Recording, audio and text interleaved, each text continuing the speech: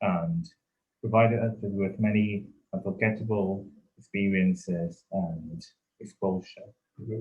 So I think we have quite some of you have joined our section. I think it's time we formally start. Yeah, sure. So what is an exchange, right? So for an exchange, there is a mutual agreement between universities. Say University A agree to send 5 people to HKU, and then 5 students from HKU will be sent to that University A. So those students will be joining other local students as if they are a part of the university. So the students on exchange can study abroad for a semester or a year and complete the courses at the university there.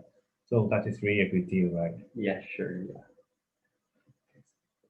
So at the same time, because that's an exchange agreement, students on exchange are actually paying the school fee of HKU, but they are regarded as a student of the overseas institution. So why exchange, Kenny? Probably for me, actually, I wish to travel around Europe, so I enrolled in exchange program. But theoretically, the university encourages us to step out of our comfort zone in the exchange program. And I think I did attain some of the global exposure because in my exchange, I met students from different countries, say in the Europe, like in the European Union, the EU, there were like more than 10 countries, there were more than 20 countries in the EU. So as there were border-free access between the countries, actually there were a lot of students studying in my university, Trinity College Dublin. So I think I did have some cultural exchange with them, which I really enjoyed a lot. And just as Cyrus mentioned, I was actually paying the tuition fee of HKU, so it was pretty a good deal because yeah, the actual tuition fee of studying abroad is a lot higher than that what we are paying in HKU. And I think exchange is also good for your personal development because you are living alone or away from your parents. So you may feel homesick at the same time you train yourself with a lot of life skills, being able to live independently. And that was a very steep learning curve actually, because I started to cook, I started to do all the household chores, but at the same time you learn to live by yourself, and that's really opportune moment for your personal development. And I think exposure is very important because at HKU, of course, we have a lot of students from all over the world, but it's different that you travel overseas to really get the exposure of being in an English-speaking environment or in other countries. Say you're in India, you know how that um, very populated countries is going to develop. And that's also good for your CV as well. Yeah. Some potential employers look for um, overseas experience of their potential employee, and then during the interview, you can also have more to share about your exchange experience. So I think there are many benefits going on exchange. And as a matter of fact, the university has now more than 350 exchange partners. So there is a whole lot of choices for you all to choose from if you enter our university. There are a lot of universities from various countries or regions of the world which are our exchange partners, say Asia, Africa, Europe, etc. So you can definitely choose what you like to join or the place that you want to visit. Okay, so maybe I'll introduce about the pathway to exchange. For myself, I enrolled in the HKU, which is called the Worldwide Exchange Programs, which is open to students from all the faculties, which means that everyone in HKU is eligible to apply for this program under the requirements I captured in the slides. Yeah, you can find such kinds of information from the web of IAO, which means the International Admissions Office. And for me myself, I enrolled in this program and I sorted out like 8 choices according to order, just as for local students, you may know how this mechanism of PUPAS works. It's actually quite similar. So I think the predominant selection criteria is about your GPA, which is your grade point average, your academic results of your studies in the HKU. So if you can attain like 3.0, you may have a relatively high chance to have an exchange, which means that maybe you're above the median. It's fine for you to have like quite a lot number of selection of universities.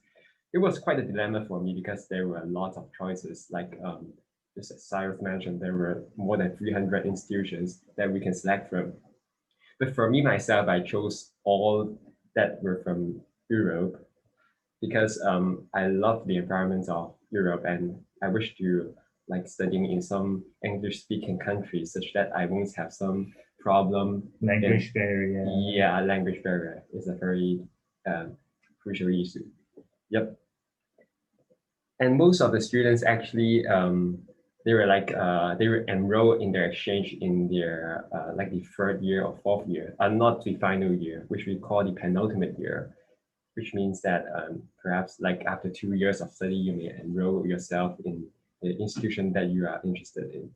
Yeah, definitely. And apart from this university-wide level HKU WW exchange scheme, actually individual faculties do offer their students with their own exchange, which we call the faculty level exchange. So say, because I do BBA law, so I have the exposure of the information of faculty level exchange of both the business faculty and the law faculty. So you can now guess actually which route that I took to go for the exchange. So let me introduce the business faculty first. So business faculty, the FB of our university, does offer 1 semester exchange. So there is a range of exchange partners of the business school, ranging from Asia, Europe, North America. So some of these are quite prestigious institutions to go to. So actually, there are ample opportunities for the students of the business school to go on exchange. Actually, the number of students who are able to go on exchange grew very quickly from just a dozen of people 20 years ago to more than 400 people in recent years. So that's actually quite a lot of opportunities given to our business students. And actually, the process is quite easy. You need your English test results like IELTS or other recognized English test results, and then you give the choices of universities or the host institutions, and then you write an essay on why you want to go on exchange, and that's it. Yep. And the selection criteria is actually 60% GPA, and then your extracurricular activities and your essay. So I think the most difficult part is not the application process. Oh, that's still the application process and not the essays or the technical things. That's really the choice of the institutions because you have a lot of institutions to choose from and they offer quite different courses and they are situated in many countries. So you have to select the country that you like, the courses that you like to take. Then that's the most difficult thing, I think. And another faculty of mine is the faculty of law. The faculty of law offers 1 semester or full year exchange, so it's different. The faculty of law has more than 60 exchange partners. They come from both common law and non-common law jurisdictions. So common law, 普通法啦, is the legal system in Hong Kong, in the UK, in Canada, something like that. And they are also non-common law jurisdictions. So if you enter the University of Hong Kong studying law, you know quite a lot of things about the common law. But nowadays, under globalization, lawyers or every citizens need to know more about legal system of the other parts of the world. So if you go on exchange, you choose a non-common law jurisdiction to go to. Actually, you are broadening your horizons and quickly improving your legal knowledge. So that's a good point of going on a legal exchange. So because that may be different, say for engineering, the formula or the statistics may be quite similar all over the world. That's true. But for law, it's actually not that same, or it is quite different in different jurisdictions. So that's a good thing to try. And the process is also easy. You need your CV, your resume, a personal statement under 200 words. So it's still a very easy process of application. Yeah. So the problem is still the choice of institution. And because we are doing law, we are doing a professional degree. So many courses are regulated by the professional body so that you're recognized and you can be registered as a solicitor, or you can enter the PCLL. But actually, we can still transfer the credits from exchange overseas, but usually from common law jurisdictions. So my major concern when I was applying for an exchange was really the transfer of credit. But luckily, I went to an institution that I can transfer quite a lot of credits back to HKU. So for other selection criteria that I have, maybe the choosing of the place or the country of the institution, or the culture of the place, or actually your academic pursuit. So, for example, you would like to meet certain professor, or actually a kind of area of law is very popular or very renowned in a host institution, then you may choose that institution.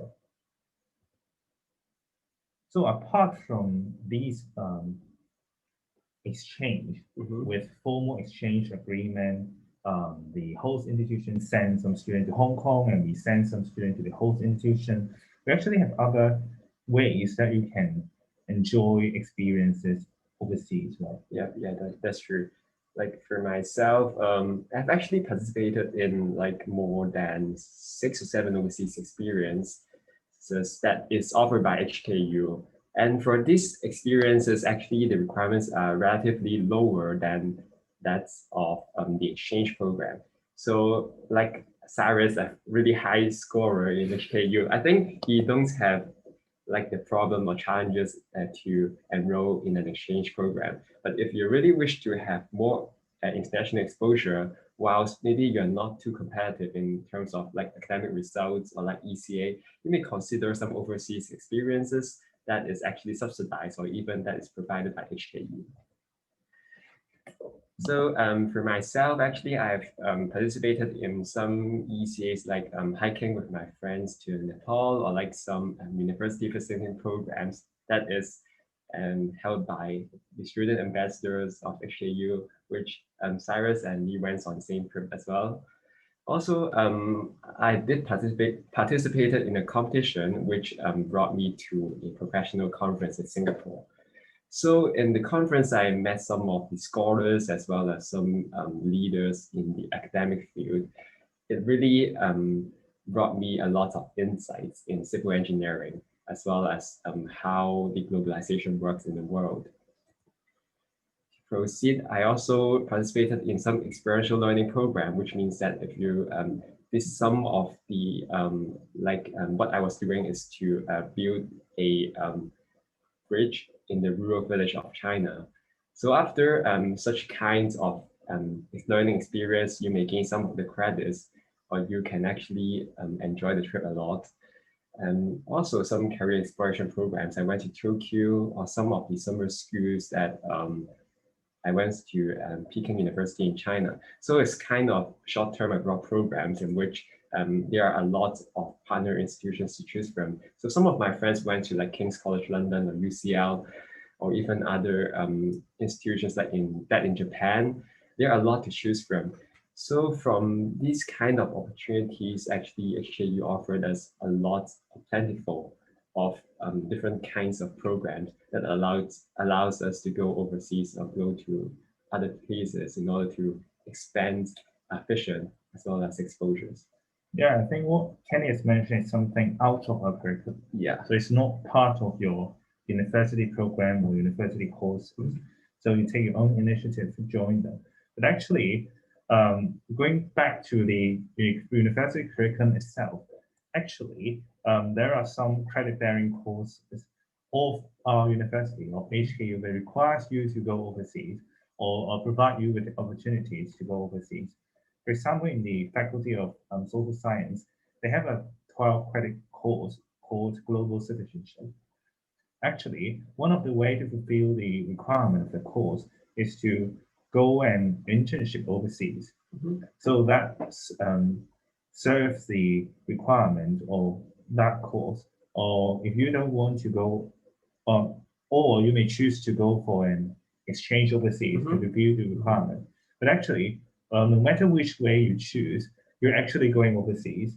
And I think because that's a compulsory course, the faculty is offering ample opportunities for students and very great support for students so that they have a range of choices to choose from when they go overseas. And say the renowned IBGM program, International Business and Global Management program, offered by the business school. They also have a 6 credit course called International Field Trip. So all students of that batch go overseas together to visit some business or somewhere overseas so that they know more about global things and what's happening in the world and globalization. So that's a compulsory course that you need to go overseas. And for me, actually, I went for a course called Introduction to Chinese Law. And that course was also offered at HKU, so you can take it here in Hong Kong. But they provided us with another option of going to some renowned universities in mainland China to know more about Chinese law. After going the trip and then writing an essay, then we can earn the 6 credit. So for me, I went to Fudan University in Shanghai to fulfill the requirement. We didn't just study. We were also given a chance to explore around Shanghai and nearby cities. So that was a very good experience. So we have mentioned about reform exchange agreement. We've mentioned about some short-term overseas experience. And the last one is the visiting scheme. So that's what I actually went for. So that's not an exchange because there's no agreement with that host institution and our university. We will study in an overseas institution under a visiting program as a visiting student with the approval from the university here. Then we take the leave and then we study overseas for 1 year or semester. And then we transfer the credit back to HKU. So that's why I have to pay the school fee of that whole institution because we don't have the formal exchange agreement. But that gives you a lot of choices of other universities, which may not now be our exchange partners, like the University of Oxford, the University of Cambridge, or the Yale University. So, but the process is more difficult because there is no formal agreement. So it took a longer process for me to go through the visiting scheme for Oxford. Say for me, I applied to St. Catherine's College of Oxford, but I was nominated by HKU. So actually, I didn't have to go for an interview. So I just provided a personal statement, some of my written works, some referees, and in the application. So it's not like a one-stop shop of exchange. So for Kenny, the process may be much simpler. Yeah. But I think it's not that difficult since the university was very supportive. They arranged seniors to share their own experience to us. And then the academic staff are very helpful. So I was never alone. And it made the process much easier than just I applying to the university overseas directly without the help of the university. So I think if I were not nominated by the university, I wouldn't took my own initiative to suddenly apply to an overseas institution. But I think there are ample opportunities for you to join a visiting scheme. And even if you have some financial difficulties, there are some support like the HSBC scholarships, and there are some scholarships provided by some barristers' chambers for law students for these visiting schemes. So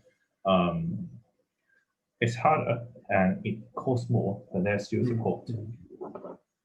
I think it's time we share our own experience on exchange, right? Yeah, Mr. So, Cyrus. yes, so as I've mentioned, I went to the University of Oxford, and I met some of the very prestigious professors there, like um, Professor John Herring and Professor McKendrick. They are very um, popular, very renowned, and they're actually a textbook author of me. And for the environment, if you can see the picture on the top left-hand corner, it's actually what the view from my dormitory room. So there was some snow, and that's the view that I look at every day. So it's quite happy to see the view. And then it's our breakfast here or the dining hall. So it's really a nice experience overseas. And apart from studies, something like that, I also joined some extracurricular activities. So I joined a blind tasting society. So we're actually guessing the wine, the species of the wine from tasting it. And we write tasting notes, say the tannins, whether it's sour or what. So I forgot most of them, but that was a very fun experience. And I met some of the local students here, chatting with them. So that was really fun. So I also tried out the underwater hockey. What's that? It's actually Water hockey. it's a push. So it's a disc on the bottom of the pool, and then you have a equipment like hockey, and then you push the disc to score. Wow, it's pretty It's tough. conducted in the swimming pool. It's pretty tough. So I just tried once, but actually that was a fun experience, and I also spent some time alone, as I've mentioned. So that was really a very good way of personal growth. And I did travel as well, some place in Oxford, London, and even in other countries. Say I visited Dublin, Ireland, and then I met Kenny here. Yeah, very coincidence. Yeah, so that was a fun experience going overseas, traveling, um, seeing prestigious professors, something like that. Okay, and for me myself, I went to an exchange to Trinity College Dublin, which I spent there a semester last year. So Trinity College Dublin actually has around 400 history, and it was also regarded as one of the seven old universities in the British Isles. But this university is the only one located in Ireland. So you can see on the left-hand side, the left top corner is actually our library, while my lecture hall is on the right-hand side. You can see that it's pretty fun that like I'm doing civil engineering, but for my class, for my cohorts, more than half are girls, which is very contradictory to that in HKU, like 80% are male, like, yeah. So I spent most of my time with my classmates as well as some student bodies where I joined the hiking society. We went to hike on the tallest mountain in Ireland. I even went on some weekend excursions with my classmates, and we had some like high table dinners, or like we spent some time to have some bonding or some team building activities, as well as like visiting some pubs in Ireland because it was very famous for its Irish pub culture.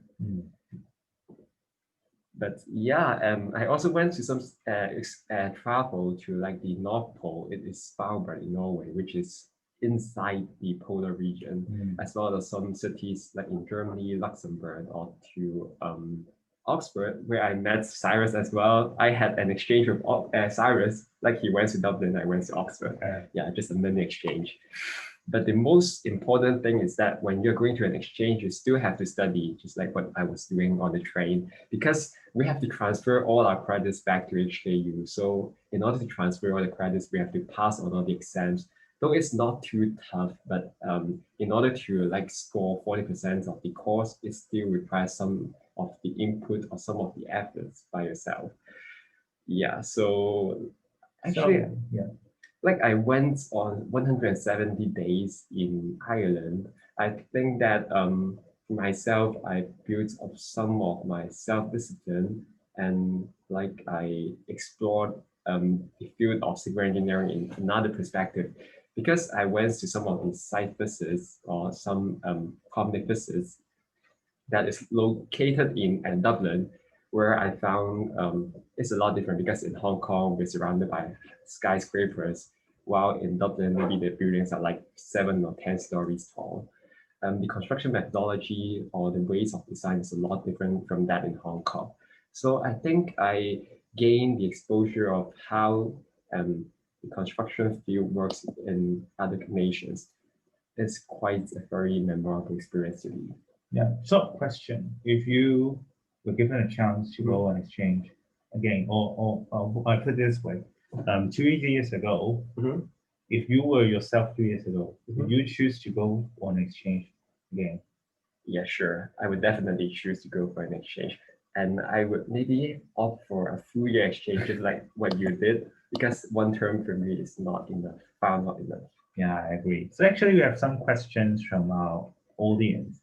So someone asked, was there a specific requirement that you had to fulfill in order to participate in the exchange program? So actually we have. Okay.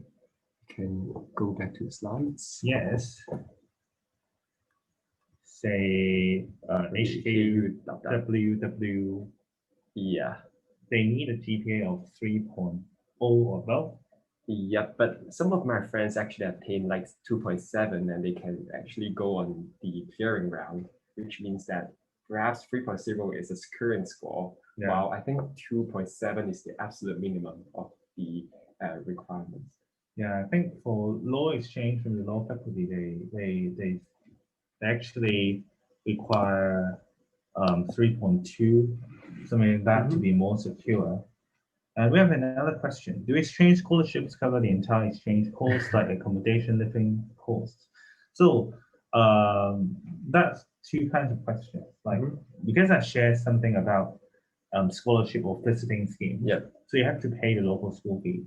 And that really depends. Say for the HSBC scholarship, then the competition was very keen, but they are very generous. They cover your school fee and your living costs, etc. But for other scholarship available to visiting students, like those provided by the barrister chambers, they're actually not being able to cover all the costs. But I think for exchange route, so in exchange with exchange agreement, we actually just have to pay the HKU school fee. So the scholarships you mentioned. Yes. Oh, maybe you can repeat again. Or maybe I'll answer the rest of the questions while Sarah's will type. Yeah. So, okay. So for HKU, actually, most of the students are entitled for the general scholarship from HKU, while I think each student which is eligible can be entitled to have 12,000 Hong Kong dollars. Yeah, but it cannot cover all your costs. But under my to my understanding, I think it is already a lot cheaper than studying overseas as a full-time student, because under the subsidies of Hong Kong government, it's a really nice deal to pay the school fee of Hong Kong while you're studying abroad. Actually, I don't have the name of the scholarship provided by various chambers, but you can actually search the net of the law faculty and you get more information about that.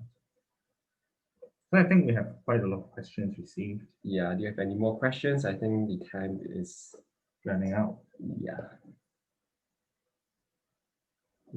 Okay, so I think that's it for today, and we actually answered quite some of the questions and share our own experience. So it's really an unforgettable experience to go exchange. Yep, and good luck to all of you, and wish to see you all in HKU. Bye. Bye.